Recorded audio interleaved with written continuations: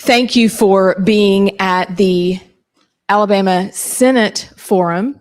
This will be quite the evening. We're so glad you've joined us, either in person or online at rightside.media.org. I am Amy Beth Shaver, and along with Stephanie Holden Smith from Alabama Policy Institute Action, Grayson Everett from Yellowhammer News, and Rightside, which is myself, Allison Sinclair, and JP. We are glad you are here. We are glad for the candidates that have joined us that we get to hear from, and we're thankful to live in a place that you guys decided you want to show up and find out about the people we are going to send to the Senate. So who is ready to get started with a great evening?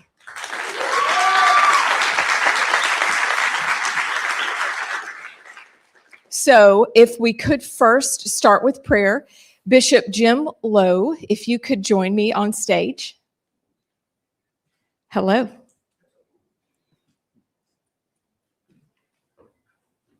All right. Good, sir.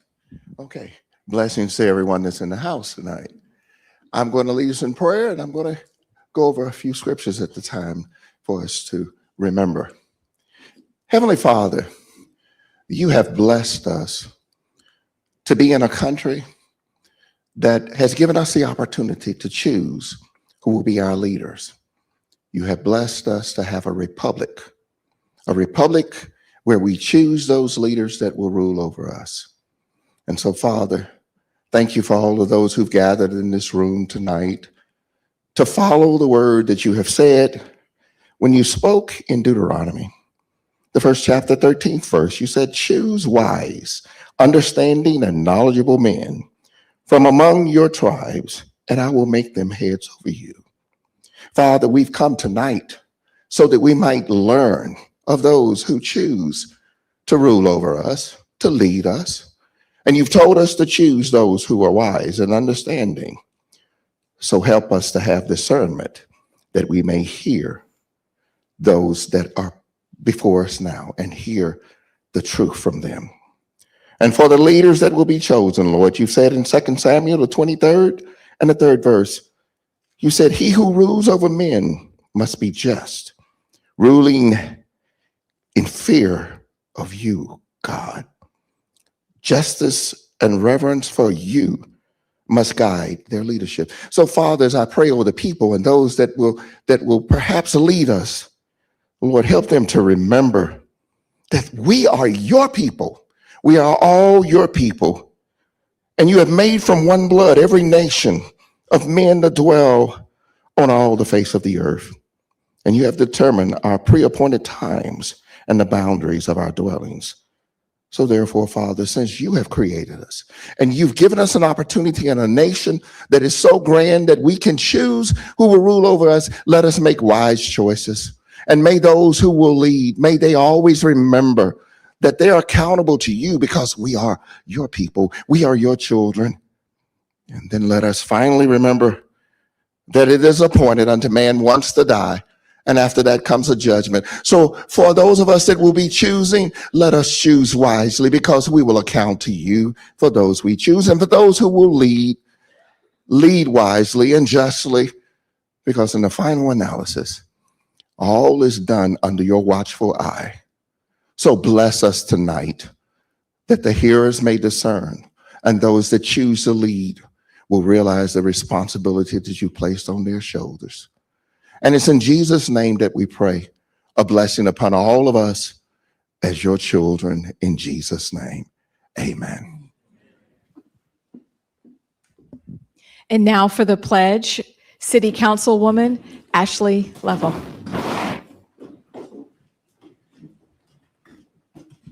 Attention, salute, pledge.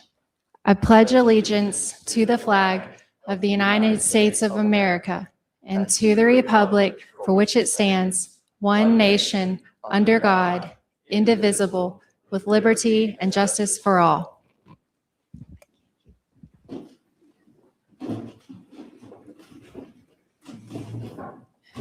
Imagine that there is a place that holds conversations that you care about. the great conversations, the heavy conversations, but a talk show that has conversations about us, about you. From local, state, and national issues like the World Economic Forum to the Alabama High School Athletic Association and what kind of shenanigans are going on now. But we meet to talk about the issues every day from 10 to noon. We live stream on our platforms, rightsidemedia.org, and also Yellowhammer News, our new partner. But you guys, if you scan the QR code, it'll take you right to our website, and you can listen live and you can subscribe to our newsletter. But on our show, we have segments like Hot Flash News, The Plunge, and our newest segment that apparently people find delightful, I don't know, Allegedly, where we talk about what's going on in Alabama or in the country. But the show is about you, people just like you who've shown up tonight, people from Alabama, like Laura Ingram can't even imagine why, even though our state is red, that we would stand in line to vote for Trump and we'd wrap around the building, but it's because you care. The reason why we exist is for you, because you care.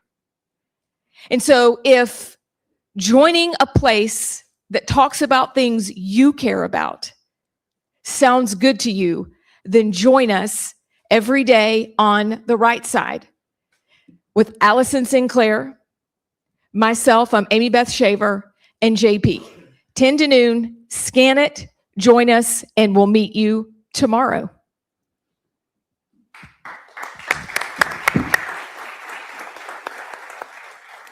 I'm Stephanie Smith, and I run the Alabama Policy Institute and Alabama Policy Action. And we routinely say, Allison, Amy Beth, and I have been friends for a really long time, and we routinely say that I bring the boring and they bring the fun. And so I am tasked with going over the rules.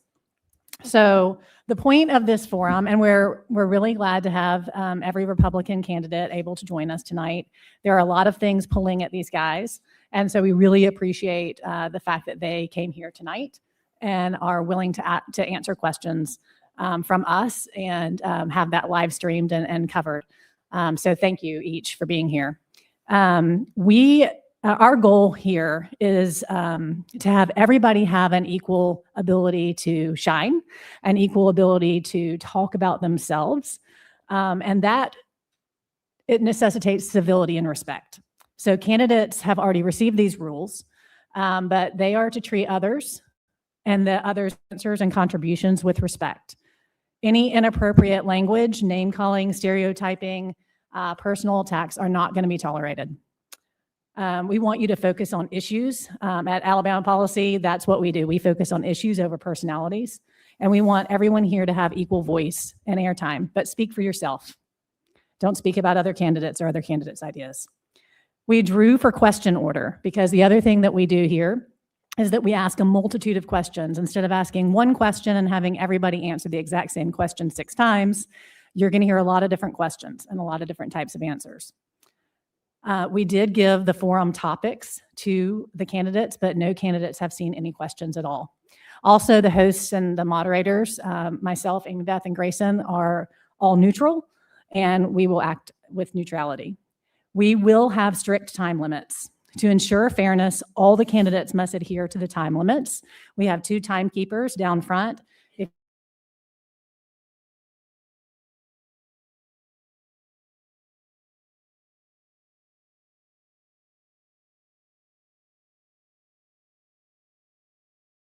Persist in taking over his time, we will let you know, and then microphones will be cut. If there is a problem with this, you will also be skipped on the next question. I'm a mother of 7 and I don't mess around. So the audience, one more word, is that we are glad that you are here, members of the audience, but you are here to be seen and not heard. Inside, it is a neutral atmosphere. You may clap, but this is not a pep rally. And if it is disruptive, for your candidate that will not bode well for your candidate. No substitutes, no digital aids. And the format is this. We will start with candidate intro and opening statements, 3 minutes each. And we did a little bit of an audible because of the war in Iran and what's happening there. That's not one of the topics that we had told the candidates to be prepared for, but I would assume that everybody sitting on this stage has an opinion on that. So we will have one open-ended question about that first. You now have a few minutes to think about that. So we'll have one open-ended question about that, and then the other questions will be directed specifically to candidates. So with that, let's start with the candidate intro and opening statements, 3 minutes each, and we'll go in order. So Congressman Moore, you're up. Am I on over here? You can hear me fine. First, let me say thanks for all the candidates that are doing this. It's tough sometimes to put yourself out there and run, so I appreciate the process and us being able to pick and listen to candidates. And so a little bit about myself. I'm actually a garbage man in Batten's Crossroads, Alabama. I started a waste hauling company 25 years ago, actually, and was running that business. The business was young. Our kids were young, and the Republican Party came to me in 2006 and said, "Barry, would you run for the state legislature?" And I'm like, "No. I don't have any interest in being politics. I want to stay and work in my business." Psalms 119:105 says, "Thy word is a lamp unto your feet and a light unto your path." And so you just never know what the Lord's going to call you to do. So in 2008, Barack Obama said, "We're no longer a Christian nation." And I told my wife, Heather, I said, if they ever come back and ask us to run again, we got to be willing to engage, Heather, because if we don't, as Christians, as conservatives, we're going to lose our voice in the process. And so 2010 came along and the party came to knocking again. And because I told Heather we needed to make that commitment to be willing to serve, we ran in that first Republican majority that got elected in the state legislature. Many of you are a part of that process. For 136 years, Alabama was ran by the Democratic Party and the teachers union. And so we went into Montgomery, and there's a thing called the matrix. It's like what you hear it called the swamp in DC, but there's a matrix in Montgomery. And so we went into that fight as the first Republican majority since the Civil War. And if you look at my voting record while I was there, out of 105 House members and 35 state senators, I was labeled the most dependable conservative vote. I was always a conservative vote. And the two top conservatives in that class of mine got indicted.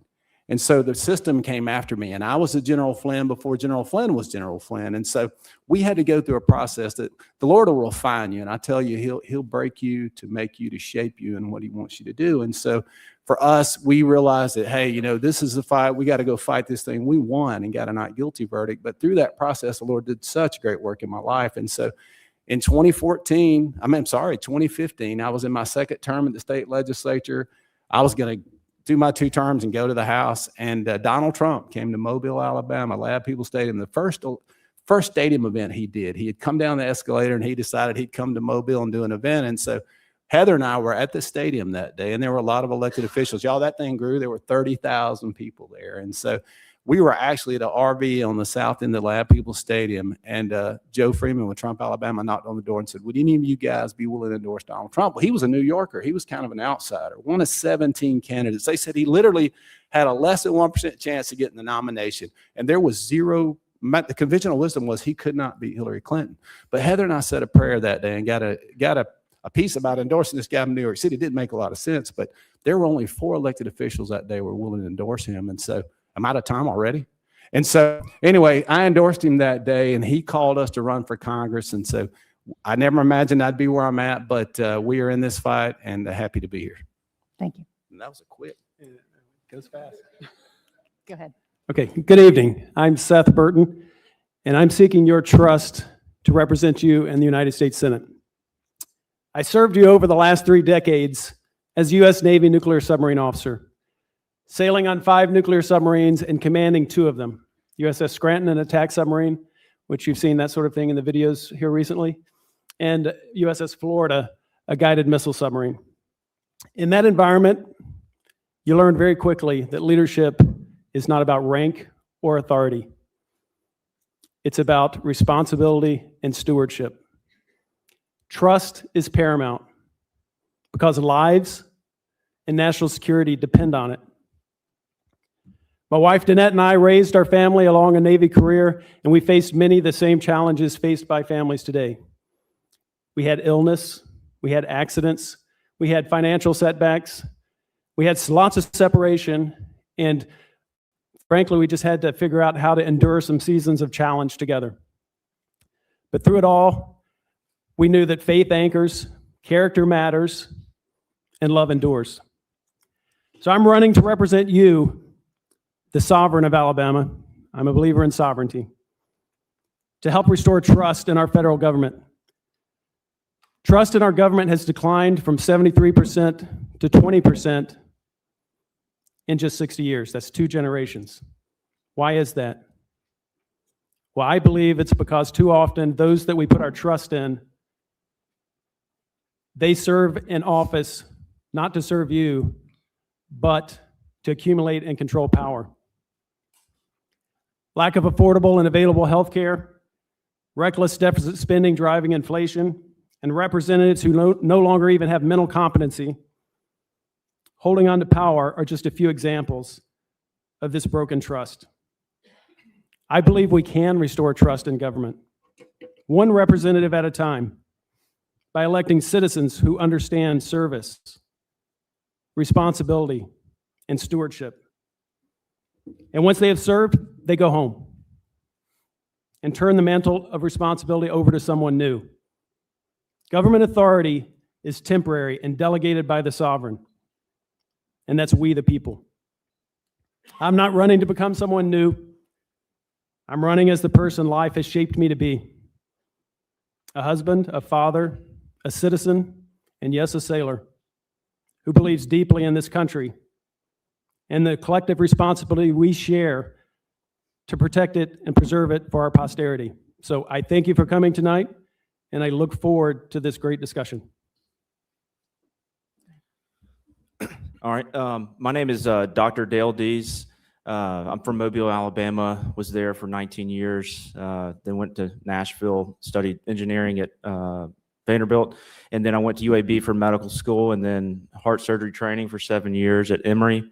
It was at that time, towards the end of my graduation, that I was a part of some malpractice lawsuits. I was asked to be a witness and I was asked to testify, and I told the truth, and then I lost my job for it. Long story short, I'm here to be a leader and to be fair to everyone, whether you're a Republican or Democrat. You know, it's important to be compliant. It's important to do the right thing, and I think that's been lost in politics. Politicians have gotten a bad reputation. There's a lot of good ones, but there's some bad ones, and I would like to run and be your United States Senator to clean up politics, clean up Alabama, and create an environment where the American dream can truly be had. Because I had an American dream to be a heart surgeon for 30 years, to save 14,000 people, and that was taken away from me. So I'm here to restore it, and I really appreciate y'all's time coming today, and thank you. Great. Jared. My name is Jared Hudson, and I'm running to be the next Republican senator from the great state of Alabama. I'm going to tell you the 3 most important things about me quickly, and then I'm going to tell you why I'm running. The first thing is that I'm a Christian, but the problem with Alabama political season is that everybody's a Christian. So I always have to qualify what that means. Jesus is God incarnate.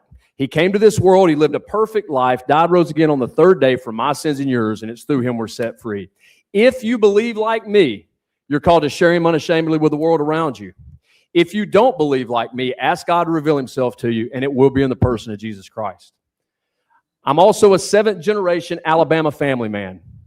My wife and I are planting trees, hoping one day our kids will be able to sit in the shade. And as we plant those trees, we want to make sure that they get every opportunity that we had in this great state and this great nation. I'm a 7th-generation Alabama family man, raising my family right here. Number 3, I'm a United States Navy SEAL sniper. I'm a law enforcement officer, and I'm the CEO of Covenant Rescue Group, a nonprofit that combats human trafficking, in particular child exploitation. And these are the 3 things that define Jared Hudson. 1, my faith, because it's the only thing about me that's eternal. 2, my family, because they're my most important job here on this earth. And number 3, the service I provided as a SEAL fighting enemies overseas, as a law enforcement officer fighting crime in our communities, and as the CEO of a nonprofit that combats human trafficking, standing in the gap for those who can't stand for themselves. Now, right now, we all know that Washington's in a mess. And I believe the reason is because we've for far too long had career politicians who climb a ladder to represent themselves as opposed to the people that they were elected to represent. They ride the coattails of men and women far greater than them. They make backroom deals with special interests, and they stand on the shoulders of giants and they claim that they're flying. That's why I'm running for the U.S. Senate, is to tear down the club and put the power back in the hands of we the people. Ridiculous Washington policies are creating affordability issues right now amongst Alabamians. As your next representatives, I promise to cut ridiculous inflation policies and make sure that you keep more money in your pocket. Security is an issue. We just talked about Iran a second ago. We'll talk about it later. Security at the national level, but not just at the national level, also in our communities with criminal enterprise and the scourge of illegal immigration that's coming into our communities. As your next senator, I promise to stand in the gap with those who stand for us. We sleep in peace at night because folks do violence on our behalf. Lastly, I promise to put Alabama first. And I'm not some slick-tongued politician claiming that I can go and fight for you in Washington. I'm a real warrior, a real fighter who's killed people for this nation and stood beside men far greater than me that gave their lives for this nation. I'm Jared Hudson. I'm running for the U.S. Senate. I can take your issues to Washington and not bring the issues of Washington to you. Thank you. Go ahead, Rodney. Hello, everyone. My name is Rodney Walker. I'm the career businessman, not the career politician. I'm here to work for every person in this room and every person in this state as I serve you. In my career, I've allocated over $1 billion worth of money to the economy of this state. I've hired over 1,000 people, and I've signed the front of paychecks where my employees and subcontractors could sign the back. Y'all know my businesses. Walker Lands and Cattle. We have 750 mama cows. We own Patriot Fueling Centers across the state. We have Patriot Fuels USA, where we ship fuel down the American pipelines to an American refinery and to your American automobiles. We also own Wedowee Quarry. But y'all, I'm a lot more than just talking about our businesses. I just want you to know I have sense enough to do that. My things are the issues that concern each and every one of us in this state. Today, we have I-65 that must be widened to 6 lanes. We have an epicenter at Huntsville, Alabama, the Space Command, the FBI Center, Eli Lilly, all kind of pharmaceutical companies there, technology. And then at the Port of Mobile, we have things going out through the cargo containers. We have coal being shipped out, crude oil coming in, lumber going out, and many more things, but yet we have to go down a 4-lane highway. It's my job that I would like to allocate the money to provide 6 lanes to I-65. 72% of our pharmaceutical drugs are made overseas. We need to bring that back to Huntsville, Alabama, or somewhere in the United States to put American workers to work and not have our pharmaceuticals made in foreign countries. 2,198,000 acres of our land in Alabama are owned by foreign entities. That is our land sitting on top of our crude oil in all of the states of Alabama. Number 4 in the nation, only to follow behind number 1 of Texas.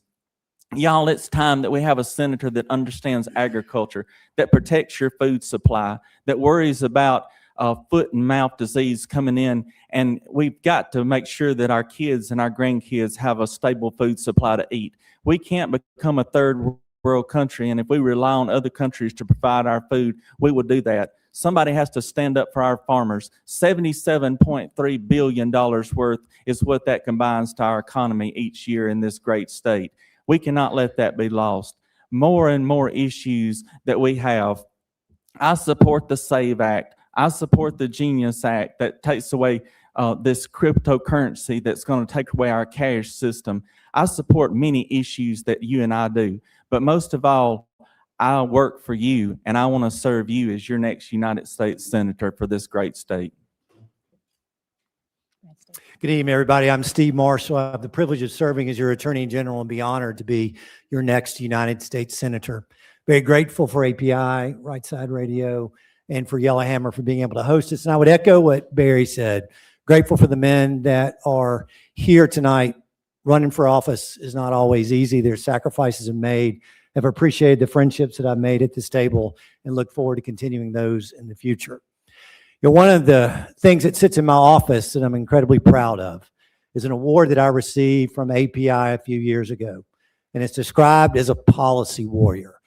Stephanie said it earlier, I'm not going to be the guy that's the most entertaining, but I do care about the issues that impact Alabama, most importantly, about being able to make a difference. That policy warrior is broken up into two words. One is around the issues that matter to the people of Alabama. And then the question is, when you know what those issues are you willing to fight for it? And do you deliver results? And the reason why I was honored by API is because I've done that in Alabama, and I think you've seen that from the work I've done as Attorney General. Maybe you've seen it just today, frankly, as I pushed back against the governor who made a decision that I wholeheartedly disagreed with, acknowledging that she had the right to do it, but I didn't believe it was the right decision to make to be able to commute a sentence for a man responsible for the death of another when 12 individuals believed that the death penalty was appropriate. I spoke out, and I'll continue to do it. As your Attorney General, when we had those coming at us from Big Pharma that led to the opioid crisis we had here in Alabama, around the country, I stood up and said, I'm the person willing to fight. Recovered $750 million to come back to our state to fight the problem of the loss of life that was going on across this great state. And we've delivered in a way that now 30% reduction in loss of life, and we've funded programs that now are making a difference in community. We said we're going to fight back with those who come after Alabama's sovereignty. And we did it when the far left was trying to have radical policies around energy, knowing that that was going to impact your pocketbook. We pushed back on those policies. We won because we had to deliver for you on those issues. When Sleepy Joe Biden got out of the basement and decided he wanted to be able to come after Alabama's kids, we said we're going to stand up because, number one, we know the difference between a boy and a girl. But we're also not going to allow you to take after girls' sports. We're not going to let you go into girls' locker rooms, and we're going to stop you from harming kids through experimental medical procedures. We stood up, and on that, we won. We worked hard on community safety, delivered tools to law enforcement to be able to make sure we went after gangs and criminal enterprises. And y'all, you gave me the ability to stand with Alabama values on those individuals who exercised their First Amendment rights. We stood right beside them because those Americans were great Americans, and we needed to be able to stand with them. Y'all, I'd be honored to continue that fight in Washington as your next United States Senator, and look forward to our conversation today. Okay. So like I said, our format is created so that we can ask as many questions as possible. But the first question that we're going to ask is an open-ended question about just your opinion. So we'll start with Congressman Moore and then move again to the left, or my left. Operation Epic Fury began in late February. President Trump has stated that the goal of the current strikes is to destroy Iran's nuclear and missile capabilities. Do you support a strategy aimed at regime change, or should we focus on a negotiated ceasefire? And what is the role of a congressman in this conflict? Yes, so absolutely. You know, President Trump, peace through strength, has ended 9 wars around the world. And so when he did the midnight hammer strike in 30 some odd hours, he took out Iran's nuclear capabilities for the most part. And he warned the regime at that time, he said, do not start back trying to enrich uranium, the 60% enrichment for nuclear weapons. And the regime denied that. They started right back on the same process, the path to nuclear weapons. In addition to that, they've started building missile capabilities faster than our defense systems. The Iron Dome in Israel, the Iron Beam could stop. And so President Trump stepped up and look, folks, Iran has been at war with us for 47 years. And so the Cole attacks, the Beirut barracks, the things that they have done, and never mind the October 7th attacks on Israel, as they have these proxy wars with Hamas and Hezbollah around the world. They have been funding those wars. And so the president is right in what he's doing. We need change in that part of the world. We need a democracy over there. But I think probably the straw that broke the camel's back, as we say, was killing 32,000 of their own citizens who were simply seeking liberty. And so when I see the people from Iran that are in this country and the people that were in Iran in the streets celebrating that tells me all we need to know. The president needs to change regime.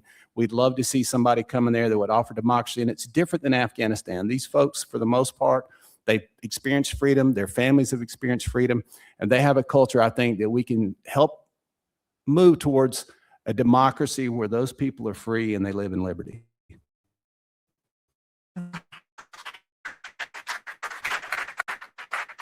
And if anybody needs for me to repeat the question, happy to, but 2 minutes to you, Seth. Okay, thank you.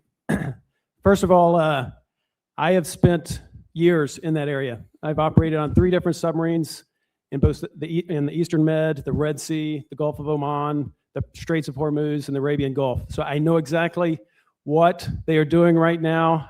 And I will tell you, my sailors, I told them, if we don't ever go to war, my responsibility is to train you to be ready to go to war. And I tell you, you should be extremely proud of what they're doing right now. They're doing some amazing stuff. To answer the specific questions, I'm not going to sit here and say I support regime change. We all know how dangerous that is. I learned a long time ago, don't question people that know a lot more about the situation than I do. I don't have connection to the intel briefings that the president does. So I'm not going to sit here and say the regime change is the right thing or not. In a perfect world, absolutely. That's what I want. But he and his team have the intel that I do not have to make such an answer to your question. What I would say, the role of the senator in this is to advise and consent. If I were a senator, I would take my experience, take it into the halls where you can talk about the intel that I just say I don't have, and I would advise and consent and provide the president and the administration and Secretary of War my advice as a senator and what I think is good for our nation. And I would do that based on good intelligence, deliberation, and my advice. Of course, the president has the final say on that. What I would say in this as a final note is the technology that we're using now, we are asymmetrically destroying a country that just can't fight back. But I want us to be very cautious as a country because short wars are not the given. And China is watching very closely right now, and the technology difference they have versus Iran is extremely different, and we just need to understand that. So I agree with Seth about regime change. If I had the same press briefings and intel as President Trump had, I could make a better decision on that. But one thing is for certain, if there's people that are killing people on the streets for freedom of speech, if there's people that are injured in hospitals and they're getting shot in the head because they went against the government, those people don't need to exist either. And I would make sure that those people were eradicated. I would make sure that a stable environment was created, that the Strait of Hormuz was protected, the economy is protected, but I do not agree in forever wars. We all know about Afghanistan, Iraq, Vietnam, and others. And I would not let that happen if I had the power to do that. And lastly, as a senator, I would try to offer my unique point of view as a physician and doctor. Even though it's about war, I think that we have a position that we owe to humans to respect others, and also to be compliant and to just do the right thing. It's basics. But yeah, anyways, I would give the president and others my judgment and what I think is the best for the time being. So. Thank you. Go ahead, Jared. Yeah, so number one, we've been at war since 1979 under the Ayatollah regime. So when Trump goes in, he's not creating a war, he's finishing a war that's already been ongoing. 1983, there was an Alabama corporal that was a Marine corporal who lost his life in Beirut. I had buddies recently during the Biden administration, Nate Ingram and Chris Chambers, who died taking down a ship from the Houthis, waging a proxy war through the Houthis, taking down a ship from the Houthis, and they died in the Straits, or actually off the Gulf of Somalia. I personally worked in the Straits and in the Red Sea. I've worked all over that region of the world, and one thing I can tell you is that we've been at war with Iran for the duration of my adult life. As far as regime change goes, we have to be careful with the words that we use. Are we talking about regime change or nation building? I support regime change because the Ayatollah regime has been running roughshod over the Persian people for the last 47 years. We need to make sure that we take down that regime, and we already did it by dusting the Ayatollah just a couple of days ago and killing the vast majority of the leadership that's there. That's the initiative that we need. We do not need to be involved in nation building. We need to support our partners in that area of the world, our geopolitical partners that can help stand up a Persian regime that best supports U.S. initiative. Lastly, this impacts China more than anybody knows right now. And that's an unbelievably important thing when we're looking at enemies like Russia and China who are waging their proxy war on us through entities like the Iranian Royal Guard. Thank you. So I do believe that we need a regime change, and I believe that that was the goal from the beginning. Just like it was in Venezuela, we went in, quickly took out the regime that was there, and now that country is coming back good, and Chevron is operating and pulling oil out of there after they stole those oil wells. But in other words, we have hit Iran hard, and that's our point. I think that we got to get in and get out, but we don't need to do the same things that we've done in the past. We need to knock out their complete nuclear system and not have to go back and do that again. I mean, it just is a continuous system of going over and over. But the Ayatollah's gone, the main leadership is gone. Now the thing is to find the right people to go back in place to run that country. And I believe the Iranians that are here in our country are in very full support of what's going on to turn their country, what I would hope would be back into democracy. We get our ships back home. We've got to build our arsenals back up. We've got to protect our country and our homeland. As others have spoke about tonight, China is watching everything that we're doing. They're trying to tempt us to hit their ships and things as they slide up next to ours to document where we're at and pinpoint those spots for those ships and things. We can't take them out, but we've got to take care of this situation and get back home. I just want to say that I support all of our troops that are there in the region, and I know that a lot of mothers and fathers will be glad when those troops and their husbands and wives and kids get back home. Thank you. Go ahead, Steve. Please clap. Yeah, I think part of that clapping is for a remarkable American military. I mean, you've seen American might forefront over the last 2 weeks to show what we have the capability of doing and what we can execute when given a plan.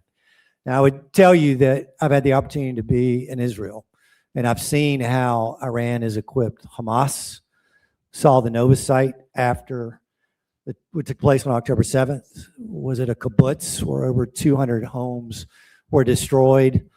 That is the instrument of the Iranian government coming after our greatest partner. And we know that it's more than simply that. A couple of my colleagues here have already mentioned this is not a new war. This is a continuation that President Trump is having to deal with the failed policies from 50 years. And now he's done something about it. You hear the Democrats say that you need to come to Congress and get that permission. No, he doesn't. This is an imminent threat of which he is dealing with effectively and will continue to do so as long as Congress doesn't interfere. This is a country that's continued to yell death to America for decades, has killed our soldiers, and we have a right to execute the plan that is going on right now. Now, I think it's interesting when President Trump talks about regime change. It's not sending our soldiers on the ground to go into Tehran and to install another government. I think the mistake that the Iranian government has made is now uniting Arab partners along with Israel and allowing us to work collectively to make sure that there is a favorable government there. I'm excited about what we're going to have an opportunity to do to solve a problem that's long overdue, and it's because America's been willing to stand up and President Trump said enough is enough. Thank you. Okay, now we're going to shift to kind of our normal format, and each candidate will be asked an individual question. So starting with you, Congressman Moore. President Trump's Executive Order 14160 seeks to end birthright citizenship for children for undocumented immigrants. Do you believe that the Fourth Amendment's jurisdiction clause allows Congress to codify that change through legislation? Now, I think we may have jurisdiction, but in many ways, I think that the birthright citizenship is a problem. And we actually, when I was in Arizona on the border, and when I first came into DC, I joined the House Freedom Caucus. And one of the things, this was right as Joe Biden was taking over the administration as the president of the United States. And he instantly did away with the Remain in Mexico policies. And so people they just flooded across. We had a Disney Fast Pass on the U.S. southern border. Everybody started coming to the U.S. and they would apply for asylum instead of remaining in Mexico to apply for asylum. They would come to the U.S. And I literally looked at the border down there, and we had hospitals on the border that those ladies would wait until they went into labor, cross the border, and then they would ship them to a local hospital. And the crazy thing was the federal law required that they had to have a car seat for those children to leave the hospital. And so our hospitals were not only toting the burden of the children that were born in this country, they literally, by federal law, could not let them leave without a car seat. So the hospital administrators were buying car seats, trying to get those folks out. And so what we've done, and I saw this on the southern border, is we've just opened the border to a point that we had literally a flood of anchor babies coming across, and they knew if they got here and gave birth that was going to be a way to gain citizenship. And then they allowed us to migrate and move the families in. And so, folks, that open border is the thing that we're cleaning up now, that we're in the process of trying to fix. And President Trump and Tom Homan and his team at DHS are doing everything they can to clean that mess up. But literally, I would go to south of the U.S. southern border, and there were thousands of IDs thrown down. They didn't want us to know who was coming here. And so they didn't come here looking to be known. They came here to sneak across the border. And now we've got some 300, I think, on the terrorist watch list here. So that's a problem, obviously, with things that we see going on in this country. But yes, this birthright thing where they would literally go into labor, come across the border, and go over to a hospital and then claim U.S. citizenship is a problem, and we need to fix it. Seth, do you agree with the list of countries President Trump has halted visa processing for? And should major nations like India and China have been included in this list? Well, I would need to look at the list to answer, fully. But I would say for granting of visas, if the president and his team has made a calculation that they present a danger to our society, or there's some sort of question on the background checking of the people coming from those nations, I would agree with the list if it meets those criteria. I don't have that list memorized, so I'm not going to say yes or no. India and the other country said was China. China. Absolutely. Everyone from China should be scrutinized to the T. The fact that we have so many people coming from China gets back to the anchor baby discussion. I have friends in California say they come here on planes about to sprout forth and they have children here. That is unacceptable. And so China, we need to control who's coming in. The biotechnology research that they're doing in our country is unacceptable. And so we have to check. They are our enemy. I could talk all night about the China challenge. That is my biggest concern from a national security point of view. And so we need to check every Chinese person that comes in here, and we need to control the visas because they don't need to have access to our technology or our research facilities. India, I'm much more positive on. India, they're a messy democracy. They have a lot of their own challenges as a nation, lots of different divisions of the society. We could get into how they're structured. So they are much more friendly to us. I trust them much more. Not that they need to have a free reins into our schools and everything for visas, but I do put China in the category of visas, restrictions, and India would be less of that. Yep. Dr. Yates, this question is for you. Do you support expanding seasonal and agricultural work visas like the H-2A and the H-2B to assist Alabama farmers, or does this undermine American wages? Do you support E-Verify to prevent the employment of unauthorized workers? For the H-2 visas, I would support them as long as they are in industries that are needed. There are obviously workers in the United States that need help, but even Trump and Elon Musk, they were supportive of those because as we're competing as a world nation with technology, there's people from around the world that are very intelligent and can bring a unique perspective on things, not only just for science and technology, but also for medicine and then, for agriculture. Those are important jobs that some people are willing to work in the United States and some people aren't. And I would definitely kind of take it as it's given. And I wouldn't say that there's a hard yes or no on that. So. Okay, shifting to federal drug policy. Jared, do you support the permanent scheduling of all fentanyl-related substances as Schedule I drugs to close the, quote, copycat loophole? Well, in short, yes. And to give you a real example that has impacted the state of Alabama, in the largest port in the Gulf of America, you had enough fentanyl come through to kill the entire county of Mobile County 3 times over. So in short, yes, because fentanyl is being used by our foreign adversaries right now to infiltrate our country and kill American citizens. When I served as a SEAL in Afghanistan, one of the largest funders of the Taliban was the opiates that came out of Afghanistan. We were burning poppy fields with the DEA because 67% of the world's opium came from Afghanistan. And that opium those poppy plants would go out, it would become opium, and it would come across our borders into our nation. And we were funding the war that we were also fighting. So in short, yes, our foreign adversaries use things like fentanyl to kill and impact our populace. And as a U.S. Senator, I will be elected to represent the people of the state of Alabama and protect the people of the state of Alabama. So yes, we need to continue doing that. Okay, thank you. Rodney, considering recent executive actions, should Congress amend the Controlled Substances Act to remove marijuana from Schedule I? And do you support federal restrictions on high-potency THC products such as concentrates and synthetic variants due to public health concerns? So in other words, that's a hot issue that's being discussed all over the place right now. As for instance, in the state of Alabama, there was just certain labs and things that went up for testing, and they met all the criteria that was stated, and then they received a license, and then naturally that's being challenged at this time right now. I'll step out on a limb that I do believe that there are people that have benefits from medical marijuana.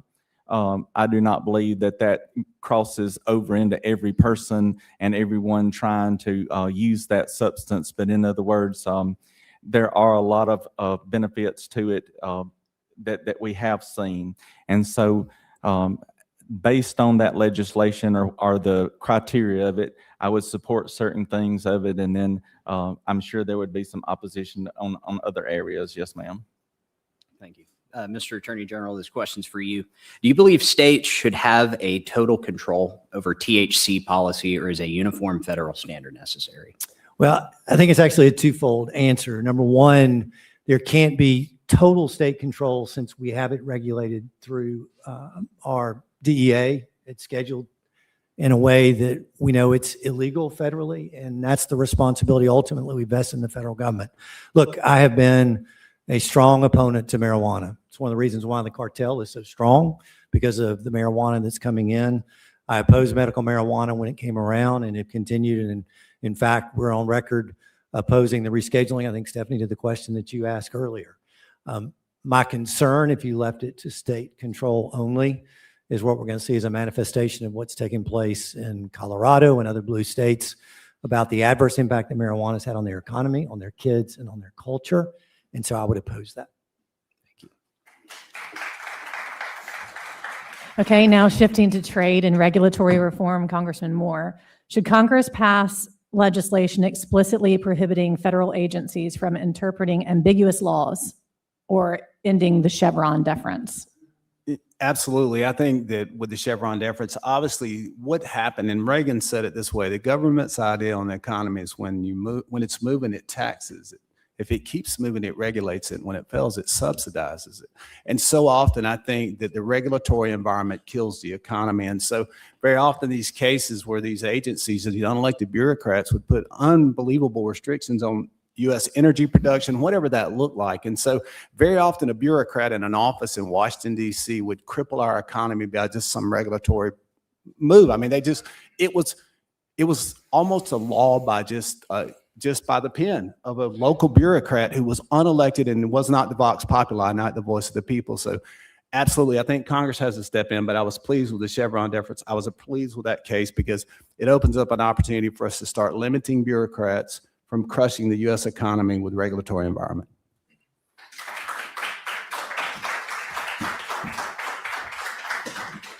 Seth, does the president have the constitutional authority to impose reciprocal tariffs on foreign nations without an express vote from Congress? Thank you.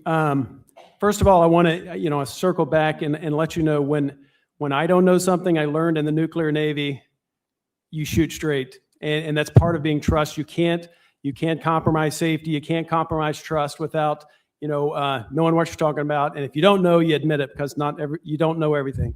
So the question of reciprocal tariffs and constitutional authority, I do believe that the president has the ability the constitutional right to make, and Supreme Court might disagree with me, but I do believe that he has the right to, when he sees it in the best interest of the nation, there's differences that are being established, especially when there's a dysfunctional Congress that will not push something through that actually puts American workers and American manufacturing on a level playing field with other nations, then I believe it's the president's authority, especially even in emergency situations like he did, to make that declaration and force the other branches of government to challenge him on it. That's the whole reason we have checks and balances. He made a hard decision. I think it was a right decision, and it's going to force the Supreme Court to take action and then Congress to actually do what they're supposed to do. And that's where the real breakdown is Congress is so often shirking their duties to take action that are in the best interest of the country. And so the answer is yes. Supreme Court will debate that, but I just applaud him for making a decision, putting it out there to where now Congress will be forced to address it and will be better off as a country, because the whole goal, again, is the principle that our workers have a fair shot and we have manufacturing capability to build our own stuff, and we're not reliant on pharmaceuticals like Rodney said, and that we can face China with the confidence of knowing we can build our own stuff. Thank you. Dr. Dees, would you support requiring Congress to vote on every federal regulation with an economic impact over $100 million before it can take effect? This is also known as the RAIDS Act. I wouldn't support Congress having to do that all the time. I think, with the president being commander in chief, there's certain things that are important that might need to get through. And, recently there's all this government shutdown and dysregulation, and there's times where decisions need to be made and enacted before markets respond. And I would absolutely support the president for being able to make those decisions and not necessarily the Congress to have to verify everything, because sometimes it just takes too long. So, thank you. Okay, now we're shifting to affordability questions and spending cuts. Jared, would you vote to increase mandatory work requirements for able-bodied adults receiving SNAP or food stamps to 30 hours per week? So let's look at some of the SNAP issues that we've seen nationally. Everybody remembers our Leering centers in Minnesota, right? All of the fraudulent SNAP benefits that were used to, by the way, fund terrorists in East Africa that I have buddies currently deployed and fighting. I think about $20 billion, and about $10 billion of it was used fraudulently. So yes, just simply because the system has been so fraudulent and so abused, we need to put stricter and harsher stipulations on it so that we don't continue to fund, one, our enemies, and two, for us as Alabama, other states who are not overseeing what they're supposed to oversee in the appropriate way. As a U.S. Senator for the state of Alabama, one of my priorities will be Alabama first and bringing back to the state of Alabama so that our Christian conservative values can continue to have a loud and clear voice, and make sure that benefits are not being used fraudulently in places like Minnesota, California, and Maine. The United States of America is the arsenal of democracy and freedom for the rest of the world, and I believe that Alabama is the arsenal of the United States of America. And a way that we can maintain being the arsenal and being the greatest state and the greatest nation in the world is to make sure that we put stipulations in place that limit other states from fraudulently abusing our tax dollars and bring them right back here to our state. Rodney, President Trump's 2026 budget proposes significant cuts to non-defense programs. Which specific federal agency would you vote to defund entirely on day one? Thank you. So the answer to that is that the Department of Education needs to come back to the states and the programs that go with that. Thank you. And my wife was a teacher, and she taught for 22 years. But the state of Alabama and all the other states are very well capable of managing their funds and putting the dollars where the kids need them, and that's in the classroom. And we just need to cut the bureaucracy out, and the Department of Education, in my opinion, is where a lot of that lies at. Mr. Attorney General, do you support making the 2017 middle class tax cuts permanent, even if it increases the short-term federal deficit? Can you, by the way, isn't Rodney amazingly polite, by the way? Can you ask that question again, please? Yes, sir.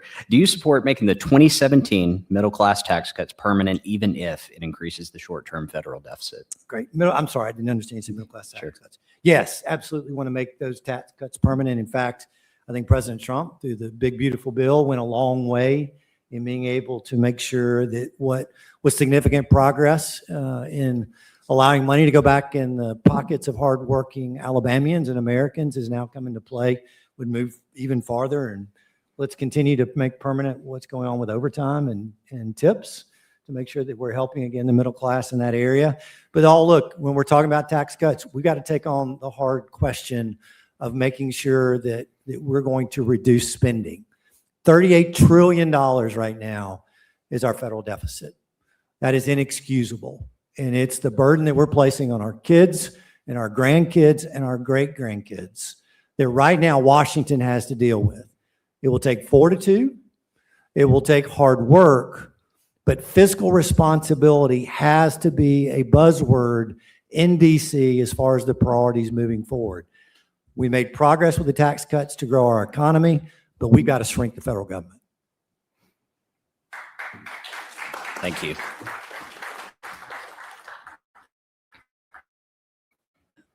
Okay, Congressman Moore, would you vote for a budget that includes adjustments to the growth of Social Security or Medicare for future beneficiaries or those under 40? You know, I think we have to look at that. Obviously, I think to Steve's point, the big beautiful bill cut $1.5 trillion in spending, and we are at $38 trillion, folks. That's $105,000 a second the interest on that debt. So as we're working through this process, we have to look down the road. How do we make those adjustments? Right now, that is not on the table. The president hasn't mentioned that. We had to balance the cuts, the tax cuts, with the deficit. But if we keep working in the direction we're going with the big beautiful bill, we actually dropped our spending on the deficit from 5.8 to from 6.2 to 5.8%. Says if we can get the spending to 3.8% of the deficit, then we can actually balance the budget. And I think that's part of the GDP. As we grow the economy in the private sector, we hit our GDP numbers a little quicker, and we can hit that target that we're looking for. And so currently the tax cuts, if you're making $74,000 in the United States of America, if you're a family of four, you're going to pay zero federal tax. And so we're doing what we can to address obviously the spending, but also the tax cuts. And so we balanced that with the president as we went through the process. And one of the great things I think we did in the big beautiful bill is people don't think about this, but our agricultural community, you know, farmers are often asset rich and cash poor. And what happens is when they pass away, the IRS rolls in and goes, hey, you got all these assets, and they tax it, and we lose these family farms. We raise that to $15 million. And we also give a 100% tax deduction on new investments in industry, in products, processing tools, whatever you buy for your company. And so we think that we're on target to not only get to that GDP number we need, but also to balance the budget and give tax cuts at the same time. Social Security is not on the table right now. We'll see what the president wants to do.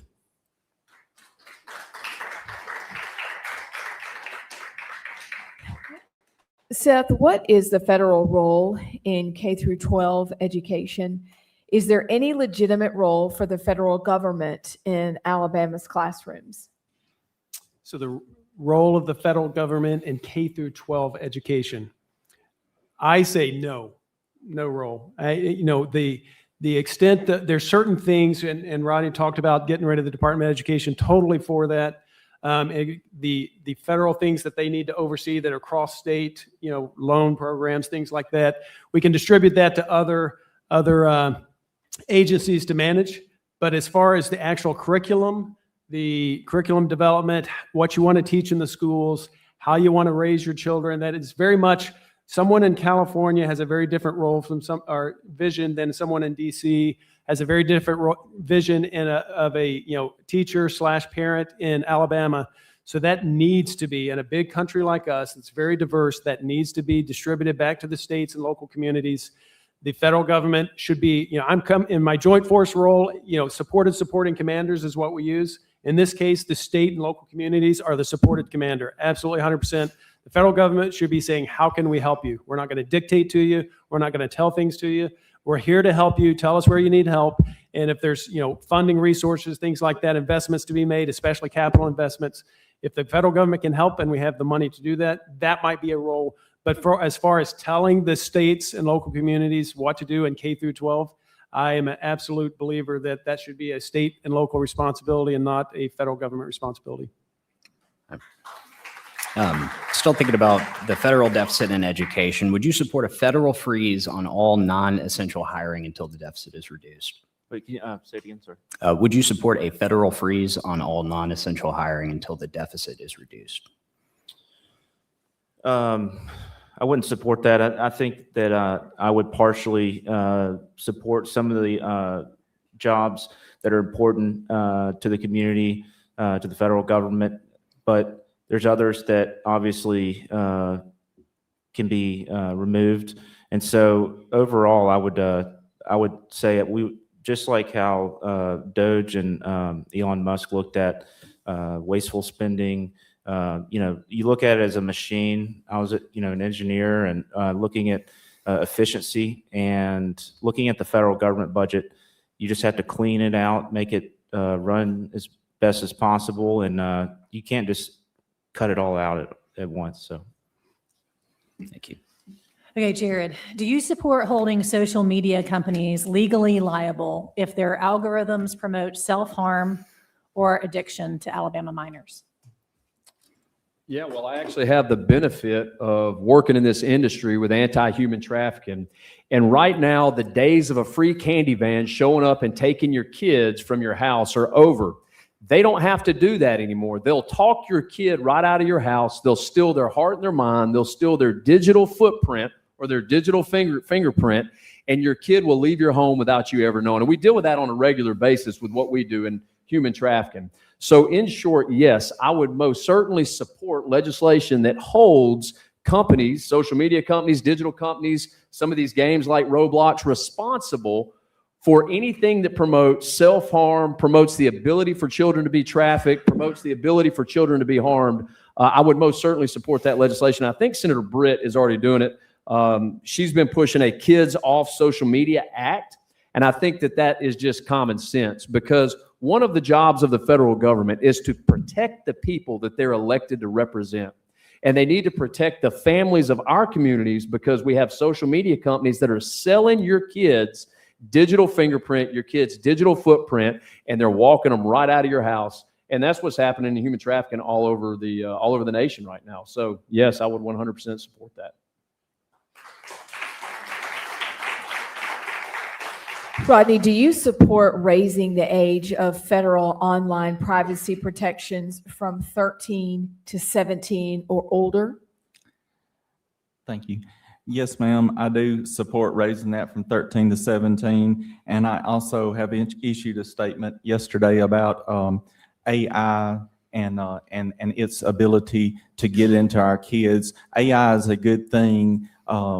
and we are trying to be on the forefront ahead of China and so forth. But the only thing is now, AI has come into our children's lives, and it can ruin those lives of teenagers and different things. Not only them, it can ruin our lives too.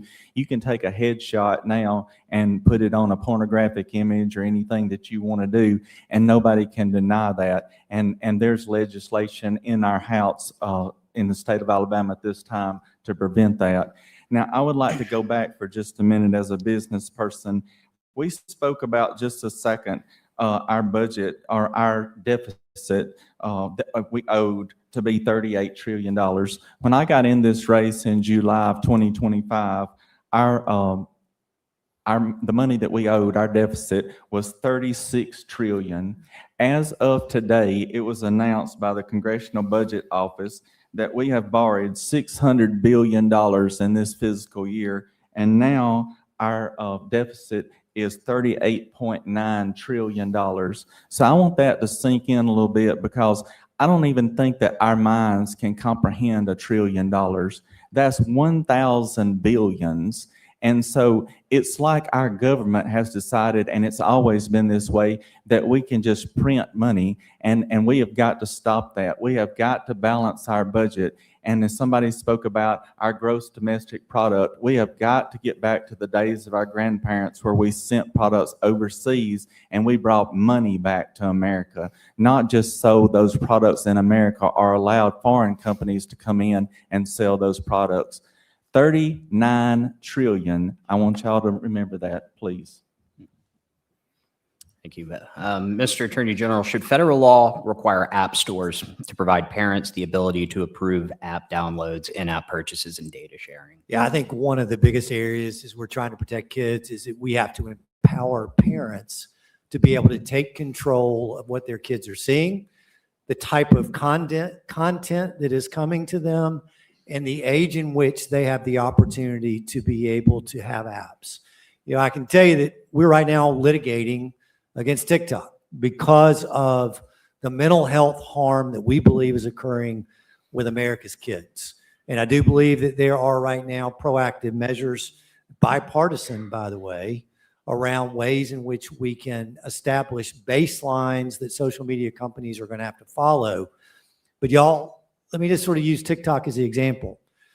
In China, kids that are looking at TikTok are seeing educational materials. They're seeing things that are enriching. When we're litigating TikTok now, they're seeing opportunities to be able to find illegal drugs. They're seeing recommendations on how it is that you can commit suicide. There was clearly a different algorithm that was coming to our kids as opposed to what was going on in China. And it was mentioned earlier, y'all, if we don't recognize that China is our greatest enemy, then we're missing something. And it's not just the military attack. It is the stealing of our intellectual property. It is the poisoning of our kids, and we have to make sure and hold them accountable. And within that, and this gets a little bit wonky, Section 230 has become the great shield for social media companies. We need to make sure that doesn't become the vehicle for social media companies to avoid liability. Thank you.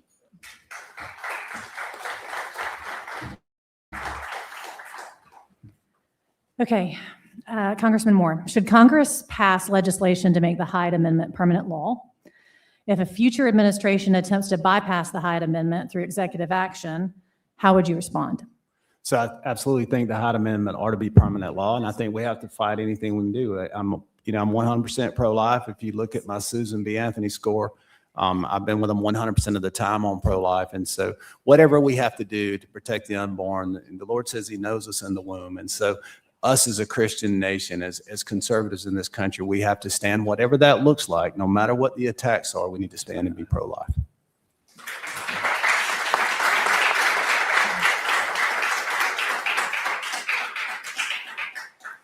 Should Congress restrict or ban the distribution of abortion drugs like mifepristone through the U.S. mail or telehealth?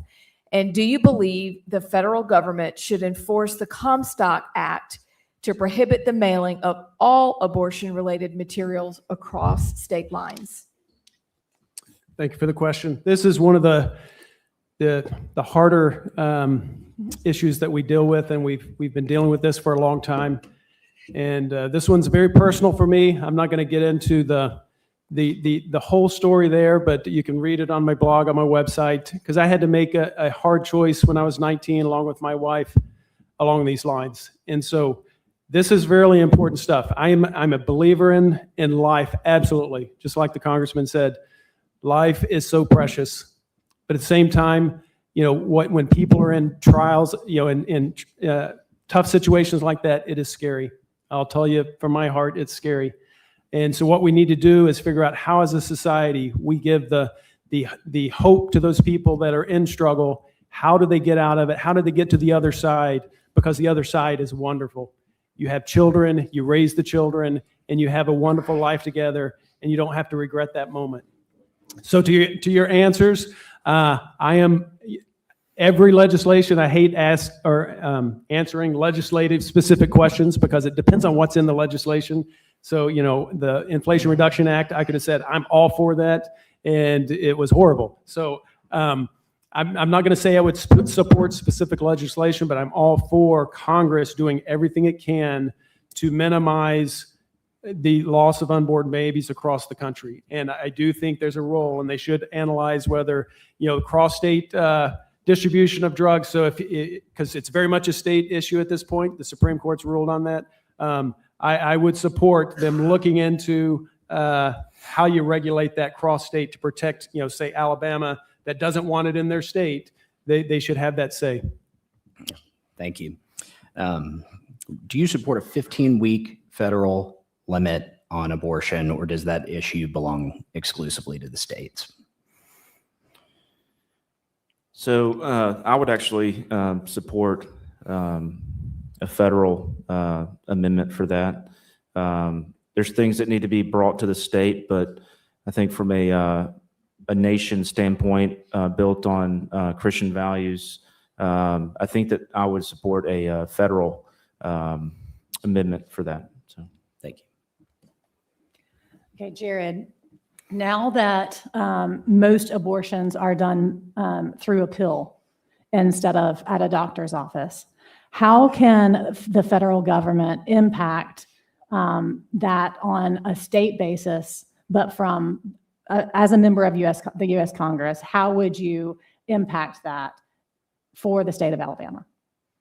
Yeah, well, at the front end, and I think all of my colleagues have said it, and at the front end of my statement, me being a Christian, I'm unapologetically pro-life. Life begins at conception, and the state of Alabama has stood on that. So making sure that we protect our initiatives in the state of Alabama and making sure that our tax dollars don't go to funding abortion pills or anything that would happen in other states around this nation that we don't agree with would be what we have to fight for. How do you go about doing that?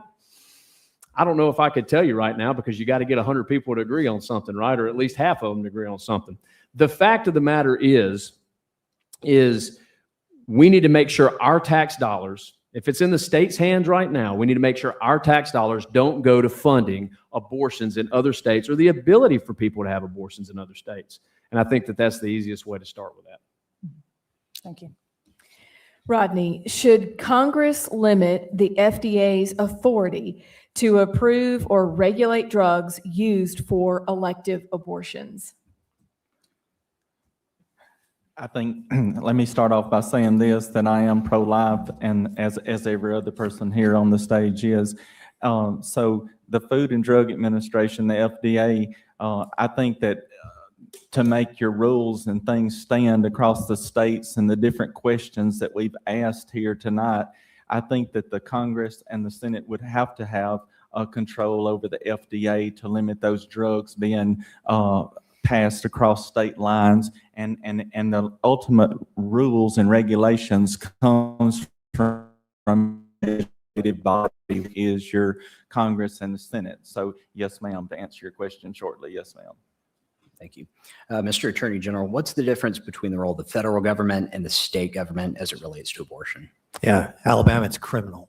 And I can tell you that as your Attorney General, Alabama was the first state after the Dobbs decision came out, within hours of receiving the Supreme Court's ruling, to make sure that your will was heard. And y'all, I'm incredibly proud of that. One thing I can also say is there is something very important right now that can be done to preserve unborn life. And that is that Secretary Kennedy, through the approval process of mifepristone, could go back to the rule that's existed that said it has to be an inpatient meeting with a doctor. It has to be provided through that physician directly so that we end the opportunity for mail order abortion drugs to make its way across blue and red states. Y'all, sadly, more abortions are taking place now than they were before Dobbs took place.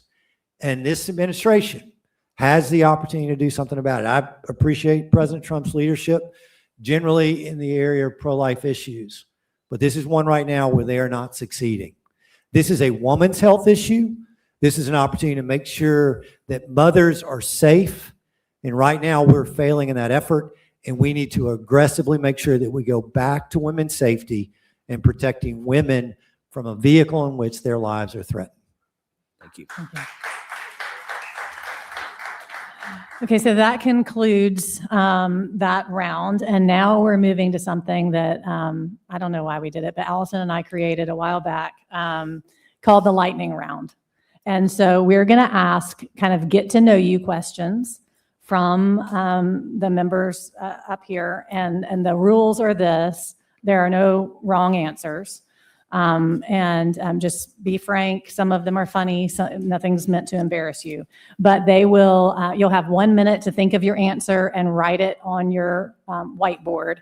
Then if you will turn it around to the audience here, and also we'll just go in order and read them out loud, because there are so many people live streaming that they complained last time people's handwriting and it was so we're going to go through and say it out and say whatever the answer is out loud, if you would. So 1 minute. This should not take you 1 minute. What was your very first job?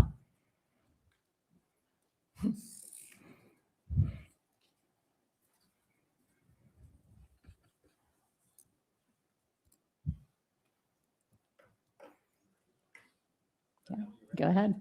Shoot. Building barns. Jimmy Lowe's fruit stand in Mobile. I split wood. Talladega office machines. My dad owned the office machine company, and I was the peon. Any of y'all old enough to remember the Newlywed Game? This is kind of what this feels like Yeah, right now. yeah. But I primed tobacco and worked in a tobacco barn. Right. Okay. Thank you. Be honest. Like we wouldn't. What is your biggest pet peeve? Oh, no.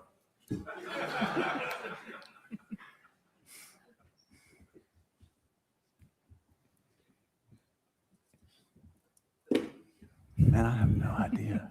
We can't put the lightning round. I'm about to make something up. I cannot think of anything.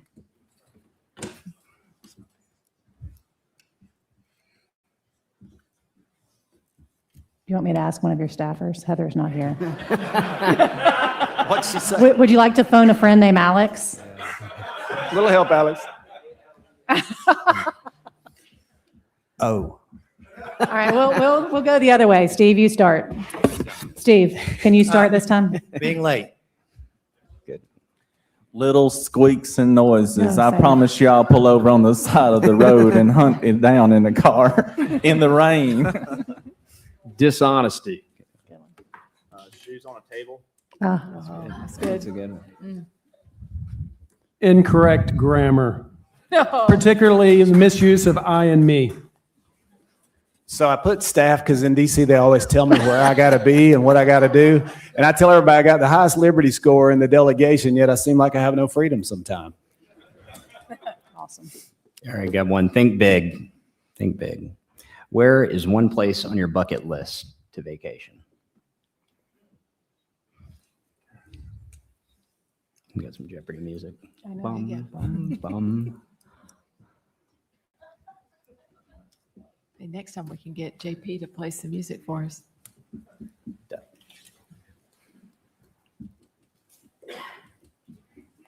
You ready, Barry? Any island with good fishing.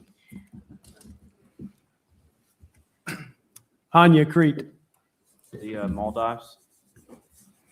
I'm a United States Navy SEAL. I've been all over the world. I like a staycation.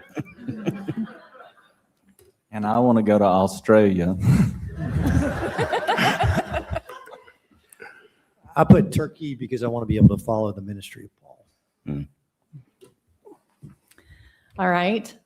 What is one new skill that you would like to master?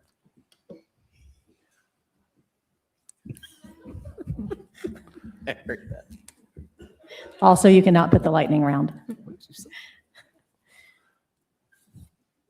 Barry, go Is ahead. like a pilot's license, is that considered a skill, I guess? I feel like it is. I have- yeah, I I can't would like do to it, have so. that. Campaigning. That's a tough road. Piano. Carpentry. I can fly a helicopter like he wants to do, but in other words, I just want to play the guitar. I was struggling. A new language. Learn how to speak a new language. I heard somebody's campaign staff say fundraising. Don't know who that came from. But. Real. Okay. Would y'all rather work from your home or in the office?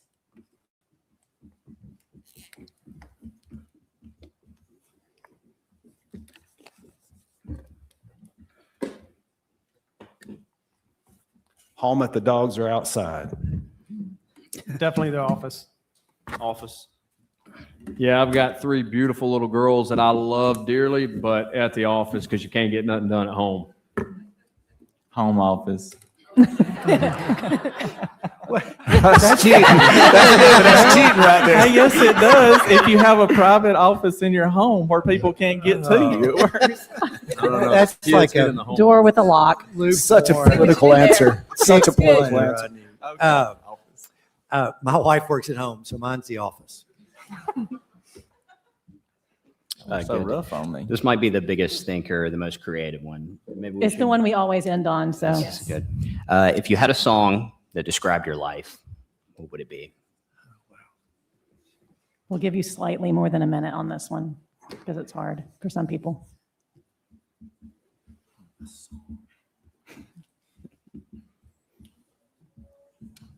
The hardest question of the whole form.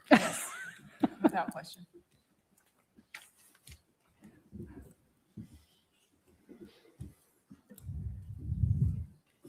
Right. I'm still writing. Still Jared. cooking. Jared's still thinking. Barry, you ready?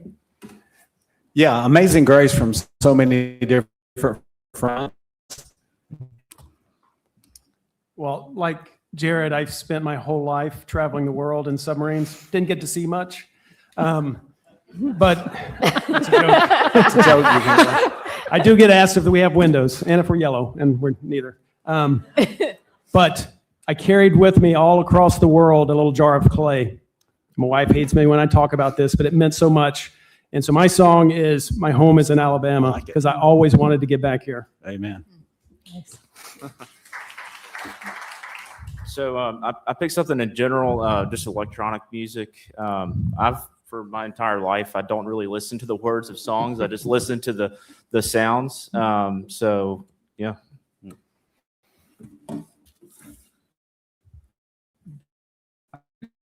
My soul, and as a Christian, I almost didn't put this, almost put something funny, but this man lost his daughters when he wrote that song, and he went over where his daughters sank, where the British sank the ship that his daughters were on, and he wrote about the peace that only Jesus can provide.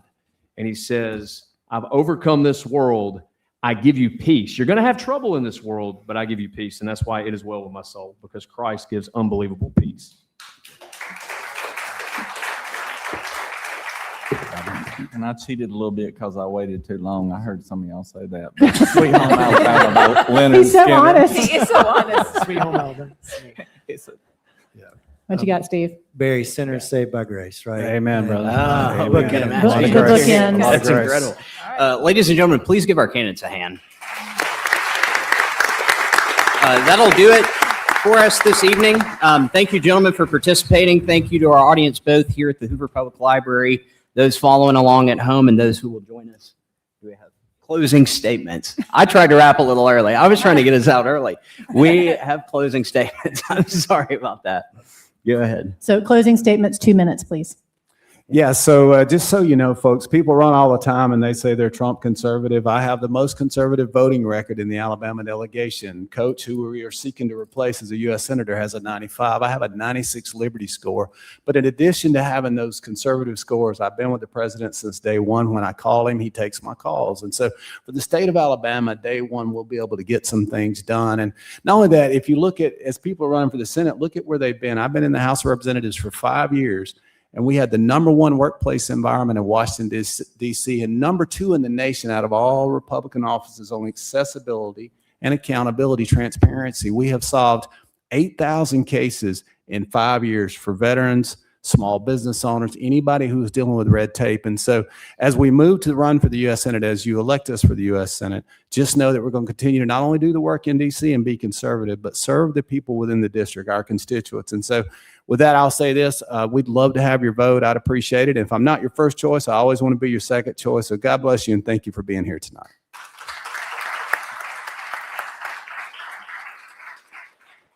Yeah, likewise. Thank you for being here tonight. I want to leave you with this. I'm Seth Burton. Most of you have never heard the name until the last few weeks, maybe the last 24 hours.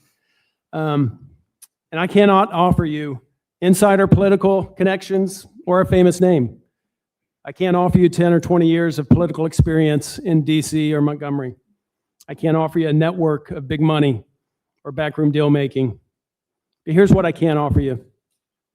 A senator you have already trusted for 3 decades, operating nuclear reactors, driving submarines around the globe, weapons release authority, your sons and daughters, and decisions made in moments of national security.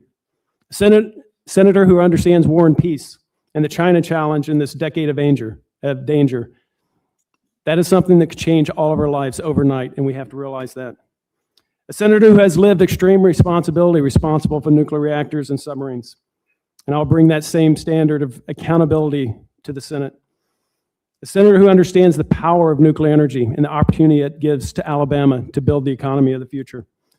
So let me close with Abraham Lincoln. I love quotes. He reminded us that the people, and he reiterated, the people are the rightful masters of both Congresses and courts, not to overthrow the Constitution, but to overthrow the men who pervert it. Restoring trust begins by electing leaders that understand service, responsibility, and stewardship. They have to understand that holding office is stewardship, not power. So tonight, I ask you to consider something simple. Alabama doesn't need another career politician. Alabama doesn't need 2 senators from the same region or the same profession. Alabama needs servant leaders. And if you want a senator that's already been working for you for 30 years and you didn't even know it, vote Seth Burton on May 19th. Thank you. I bring a unique perspective, being the only physician in the race on the Republican side. But just imagine, if you were to close your eyes and put to sleep, anesthesia is in, and you are helpless, you are trusting the people that are in those rooms. And, it's much like today in government. A lot of the times we, as citizens, are focused on our daily lives and not what's happening in Washington. For the most part, majority, over 90% of the country is doing that. But I'm someone that you can trust. You can go to sleep for 5-10 hours and you'll know that you'll wake up, the rules were followed. And I would take that also to government because you can trust that I will make sure that there's fairness and the right thing is done because there's a lot of corruption here in the country, especially in political funding. But also there's a lot of issues in Alabama. It's great to say that we're America first and Alabama first and all these things. I'm, also excited about those words, but there's a lot of issues that need to be addressed. And to say that you're a perfect nation, a perfect human, is false. So there's issues that need to be addressed: lower bills, power prices, lower groceries. I am someone who is tangible. you can wake up the next morning, you'll know that I will help provide something that will be something you can put in your pocket, a dollar bill, something that you can use for your family. Because oftentimes people look at these ideas that maybe help somebody 30, 40 years down the road, but I'm about fast, quick results. As a surgeon, efficiency and time is life and brain matter. Yeah, that's it. Thank you for having me today. Well, once again, I'm Jared Hudson, and I'm running to represent you, the people of Alabama. I'm running to put Alabama first because for far too long, these career politicians that we have jump ship to a new job, and they claim that they're putting you first while they stand on the shoulders of giants, believing that they're flying. I've served as United States Navy SEAL, as a law enforcement officer, a small business owner, and the CEO of a nonprofit that combats human trafficking all over this nation. I understand what service looks like, and I can promise you that I will stand in the gap for you, and I will be a representative for you, the people of Alabama. I'm asking for your most important thing, which is your vote. Frederick Douglass said that our freedoms are rooted in 3 boxes: the ballot box, the jury box, and the cartridge box. Take it from a guy who's been in a country where the cartridge box is the only answer. Your vote is unbelievably important. And I'm asking you for your vote on May 19th. Don't elect a career politician. Don't elect somebody who's not going to represent you. Represent somebody who would still give their life for this nation. I will give my last breath so that you could take your next. And as your representative, I'll make sure that we do everything we can to put Alabama first. I'm Jared Hudson. I hope I've earned your support. On May 19th, get out and vote. And let's take this great state and this great country to the next level. God bless Alabama, and God bless you. Thank you.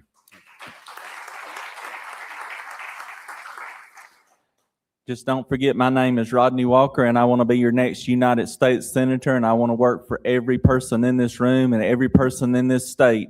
I want you to remember about me that I'm the career businessman and not the career politician. I want you to remember that President Trump is a businessman, and he's only got 2.5 more years in D.C., and then you've got to have a man or a woman that can stand on their own 2 feet and serve you and do what's right and be able to think about the things that you need. Vote for a man that's going to work for every person in the state of Alabama. I want you to know about me that I've signed a term limits pledge when I first got in this race, and I strongly stand behind that I'll serve you 2 terms and then I'll come back home to our great state. I'm going to be here running our businesses while I'm serving you, and I'm also going to be out to see the people. There's more things too. I want you to know that I support rural hospitals. There's 47 rural hospitals in the state of Alabama, and 11 of them are in imminent danger of closing. I want you to vote for a man that's going to support those hospitals and work hard. I want you to think about somebody that's going to take care of infrastructure, that understands about roads and bridges and railroads, and understands about our waterways and things in the state of Alabama. I also want you to know about veterans. I support veterans. And if you're a veteran in this state, our baby boomers that are my fathers and mothers and things like that, they're getting on up on the age. And a lot of those people served in the National Guard and other things. Both my grandfathers were veterans, and my dad's a veteran. I was not a veteran as far as overseas, but I did serve our sheriff's department for 8 years as a chief helicopter pilot.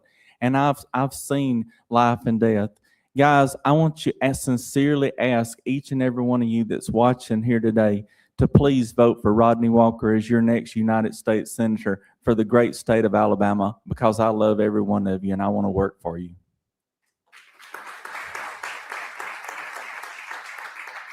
For 16 years, I stood in front of juries, making sure that child victims had an advocate, that families that had lost loved ones to violent crime had someone in their corner, and we delivered justice to a community that allowed me to serve them for a long time.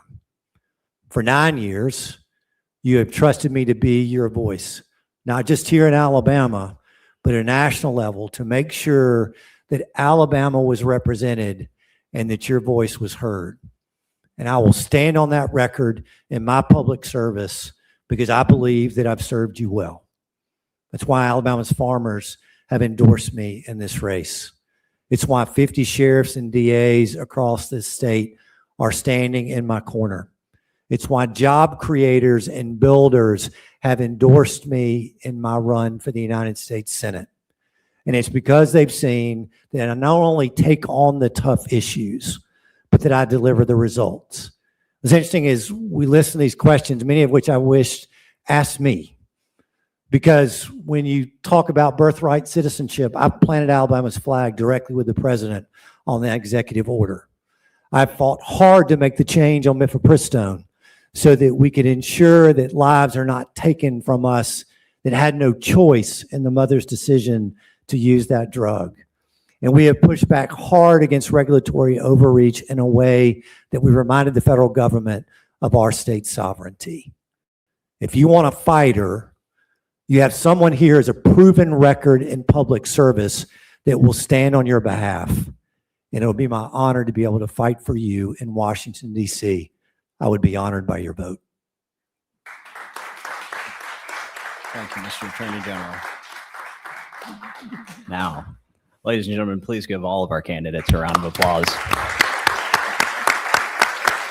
Thank y'all. Thank y'all very much. Thank you all to our audience here in the Hoover Public Library and watching at home, online, and will watch us after the broadcast. Thank you for our and their families with this intense schedule to meet with voters and to share their beliefs and to convince us of their values and the readiness to serve as Alabama's United States Senator. The Alabama primary election is May 19th, 70 days away from today. Who's counting? And a runoff, if needed, to follow on June 16th. Signing off for tonight's hosts, I'm Grayson Everett from Yellowhammer News. I'm Stephanie Smith from Alabama Policy Action. And I'm Amy Beth Shaver from the Rightside. Good night. Thank you all for coming. Yeah, I'm gonna take a picture. Do it, yeah.